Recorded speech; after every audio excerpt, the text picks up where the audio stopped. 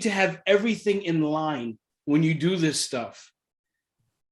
Even as seasoned as we are, we thought we could get by, and doing something, and we misstepped. We misstepped because the number was so great and our taxes show so little that it just didn't add up.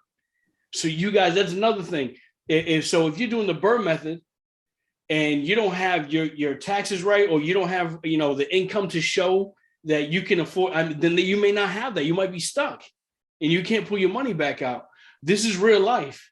That's stuff that they're not going to tell you about, on other podcasts or on YouTube. I don't want to kill the podcast, but, on YouTube where it sounds, ABC 1, 2, 3, and you can move. What happens when you run into that?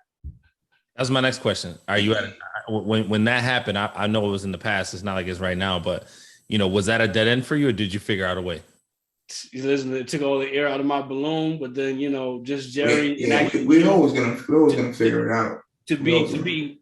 I'm sorry, guys. I'm gonna take it home with this because DT, just Jerry and myself, we got on a call, and I was a little down about it, like damn, and just Jerry being the bull he is, and then you obviously being very, very seasoned out of all three of us. We're like, this is not, it can't stop here, and so we got made the adjustments. Make the adjustments, and that's that. So there's always a way. What's the answer that he's looking for? Just go back to your CPA and make it right. Your CPA will help you get everything right. Right. And that's like, that's a true statement. That's really what your situation was, CPA, make it right. So now, a lot of times we do things, I'm going outside of you guys. I'm even going to a personal situation myself, not going into the story, but I had a similar situation where I had a plan and my plan didn't coincide with what my financial background looked like at the time. So I had to go to my CPA and find out how to make my financial background substantiate where I'm trying to go. And that meant that I had to go back and amend some of my taxes. I had to go back. We're not saying we don't have the money to show. Nor are we are showing you.